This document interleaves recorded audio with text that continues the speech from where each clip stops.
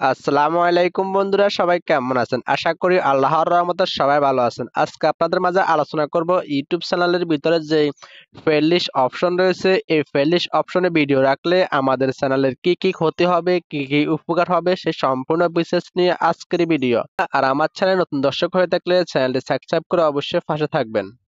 এই প্লেলিস্ট অপশনটি আমরা কেন তৈরি করব? এই প্লেলিস্ট অপশনটি আমরা প্রথমত তৈরি করতে পারি আমরা যদি ইউটিউবে যে কোনো একটি কোর্স করে থাকি, যেমন ভিডিও এডিটিংয়ের 60টা একটা পর্ব হবে, সেই 60টা পর্ব নিয়ে আমরা একটা প্লেলিস্ট অ্যাড করেছি।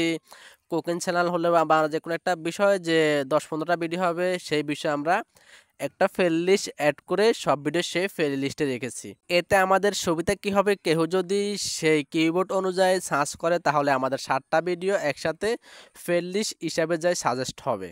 তাই আমরা প্রত্যেক ইউটিউবার যদি প্লেলিস্ট তৈরি করে যদি সেখানে ভিডিও রাখি, আমাদের সেই ভিডিওর অনুযায়ী চ্যানেলটা র্যাঙ্কিংয়ে যাবে এবং চ্যানেলটি ভাইরাল হওয়ার সম্ভাবনা 100%। আমরা যদি 10-15-100টা প্লেলিস্ট অ্যাড করে ভিডিও রাখি, এতে আমাদের চ্যানেলের কোনো প্রকার সমস্যা হবে না, কোনো প্রকার ক্ষতি হবে না।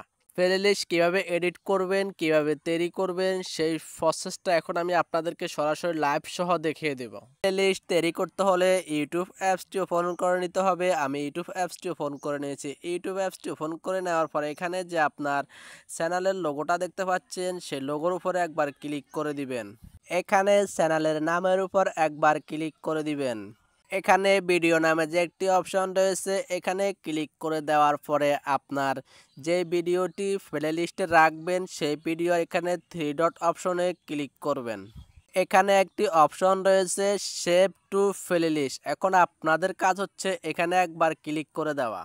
আমার এখানে দুইটি প্লেলিস্ট রয়েছে, একটা হচ্ছে ফেসবুক কন্টেন্ট মার্কেটিং আর একটা হচ্ছে দারাজ এফিলিয়েট মার্কেটিং। এখন আমি চাইলে এই ভিডিওটি এখানে যে কোনো একটি প্লেলিস্টে রাখতে পারবো। নতুন করে প্লেলিস্ট অ্যাড করতে হলে এখানে নিউ প্লেলিস্টে একবার ক্লিক করে দিবেন।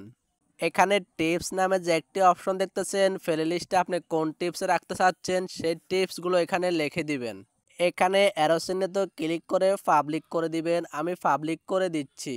আমাদের প্লেলিস্টটি অ্যাড করা হয়ে গেছে। এখন আমরা প্লেলিস্টে ক্লিক করে এখানে প্লেলিস্টের 3 ডট অপশনে ক্লিক করে এখানে ডেসক্রিপশন লিখতে হবে। এর জন্য আমরা এডিট অপশনে ক্লিক করব। এডিট অপশনে ক্লিক করলে এখানে অ্যাড ডেসক্রিপশন নামে একটি অপশন দেখতে পাচ্ছেন, এখানে ক্লিক করে দিবেন। আমি এই প্লেলিস্টের জন্য একটা ডেসক্রিপশন লিখে রেখেছি, এখন আমি সেটা কপি করে এনে এখানে বসিয়ে দিব। আমার ডেসক্রিপশন লেখা হয়ে গেছে, এখন আমি ডনে ক্লিক করব। এখন আমরা এই প্লেলিস্টের জন্য একটা থাম্বনেল এড করব, তার জন্য আমরা এই পেন্সিল আইকনে ক্লিক করে দিলাম। এখানে 3টি অপশন চলে আসছে, আপনি চাইলে ক্রিয়েট করে দিতে পারবেন, মেমোরি থেকে দিতে পারবেন, আমি গ্যালারি থেকে দিচ্ছি। থাম্বনেলটা সিলেক্ট করে নেওয়ার পরে ডনে ক্লিক করে এটাকে সেভ করে দিবেন। আমার এটা অলরেডি সেভ হয়ে গেছে। আশা করি আপনাদেরকে সম্পূর্ণ সহজে বোঝাতে পেরেছি।